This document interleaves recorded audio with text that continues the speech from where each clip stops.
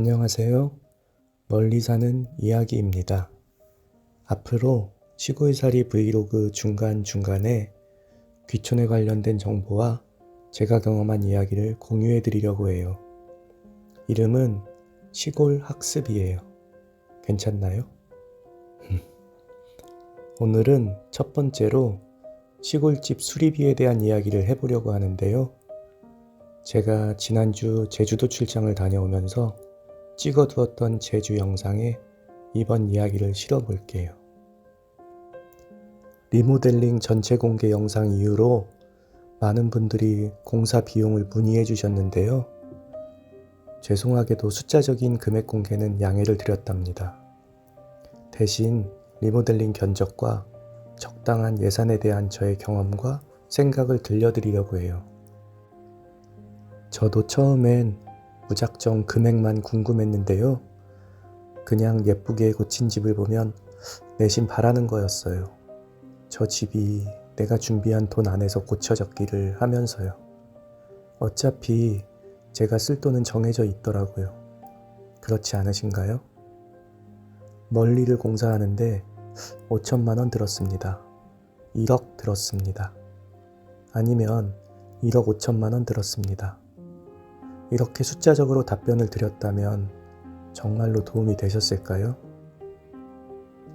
예를 들어서 멀리가 1억에 고쳤다고 해도 구독자님 집은 멀리처럼 고치는데 8천만 원밖에 안 들 수도 있답니다. 그럼 제가 바가지를 쓴 걸까요? 시골집은 같은 공정으로 고쳐도 집의 노후 상태, 철거와 보강의 정도, 석가래 공정, 독채와 별채 등 부수적인 건물 유무에 따라서도 비용이 크게 달라진답니다. 사실 저도 처음엔 대략이라는 금액조차 모르니 막막했답니다. 그래서 모두들 저에게 물어보시는 거겠지요. 그런데 위의 내용처럼 제가 얼마 들었다고 해서 실제적인 도움이 되진 않을 겁니다. 물론 심리적인 도움은 되겠지만요. 그럼 어떻게 하면 좋을까요? 첫째, 내가 쓸 수 있는 공사 비용을 정한다. 예를 들어 적정 공사비 7천, 최대 공사비는 9천. 둘째, 두세 군데 업체 비교 견적을 받는다. 차이는 나겠지만 비슷비슷한 견적이 나온답니다. 너무 싸거나 맞춰드릴게요 하는 업체가 있다면 잘 생각해 보시고요. 셋째, 금액이 맞는다면 진행한다. 혹시 금액이 모자라다면 더 준비할지 고민해 보시고 사실 더 싸게 할 곳을 찾는 건 의미가 없다고 보여요. 저 집이 얼마에 고쳤는지 어떻게 하면 예쁘게 고칠지를 떠나서 우리 집은 얼마를 병원비로 써야 살릴 수 있는 거구나, 이걸 아시는 게 더 중요하답니다. 시골집은 수술을 해야 살 수 있는 환자와 같은 상태랍니다. 기본 공사비 자체가 정해지고 나면 예뻐지는 건 그 다음 문제니까요. 추가적 마감재와 작업자의 노하우, 건축주의 센스에 따라 달라지겠지요. 또한 싸고 예쁘게 고치는 건 매장 인테리어와 다르게 주거용으로서는 단열, 난방, 샤시 등에 따라서 차이가 커지더라고요. 무작정 싼 견적에 오케이를 하는 건 이런 결과를 가져올 수 있어요. 차를 산다고 가정해보면 이해가 빠르실 거예요. 소나타가 2,500만 원에 일반형이 나왔다고 예를 들어볼게요. 그럼 프리미엄형은 3천만 원, 럭셔리형은 3,500만 원. 럭셔리형에 풀옵션을 넣으면 4천만 원이 되겠죠. 잘 모르는 사람은 겉모습만 보고 2,500만 원짜리인지 4천만 원짜리인지 알 수 있을까요?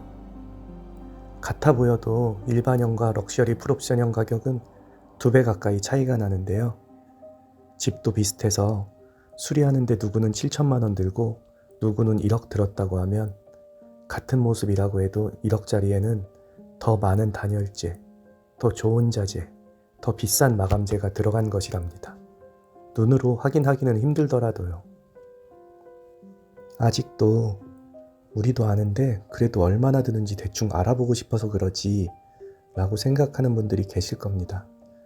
아니면 아직 집도 사기 전인데 대략 집 구매와 공사 비용 예산을 먼저 잡아보려고 하시는 분들도 계실 거고요. 하지만 집도 구매 전인 분들은 집부터 구매하시고 고민해도 충분하다고 생각되세요. 좋은 시골집을 찾고 구매하는 데만 1, 2년은 좋게 걸리실 거예요. 또한 마음에 들게 고치려면 집값보다 공사비가 훨씬 더 나올 거라는 말만 명심하고 준비해 주세요. 여기서 다시 한번 역질문을 해볼게요.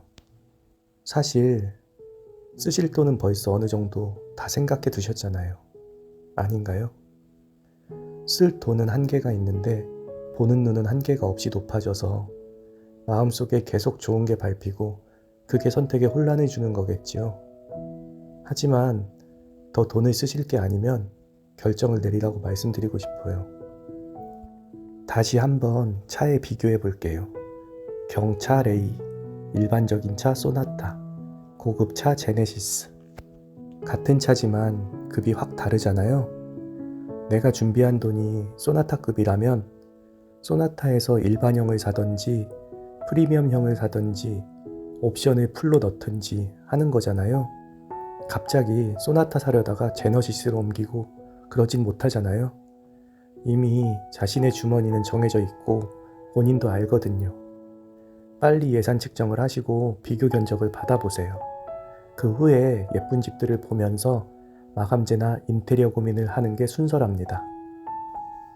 요즘 서울 경기에 조그만 아파트가 10억, 20억이 되고 대도시도 5억, 10억이 장난처럼 들리는데요.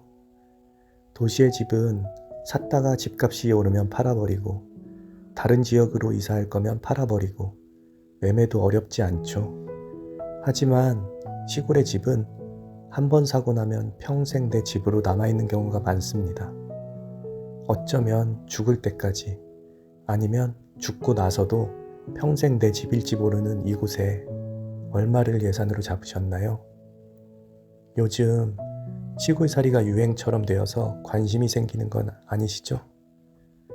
로망이어서 잠시 살아보고 어렵거나 안 맞으면 다시 돌아가실 건 아니시죠?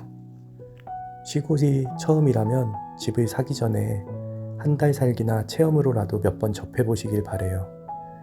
몇 년 전부터 대유행이었던 멋진 풍경의 제주도에서도 몇 해 못 살고 돌아가는 사람들이 늘고 있다죠. 제주도도 관광에서 벗어나 삶이 되면 예쁜 시골일 뿐인가 봅니다. 그만큼 시골은 불편하고 힘들고 외로움 투성이랍니다. 그래도 좋고 그래서 좋아야 살 수 있는 곳이 시골인 것 같아요. 어디선가 들었던 이 말이 모든 걸 이야기해 주는 것 같아요. 나이 지긋하신 시골에 사시는 할아버지였는데요. 시골에 살 수 있는 사람은 따로 있어요 하시던 그 말이 맴도네요.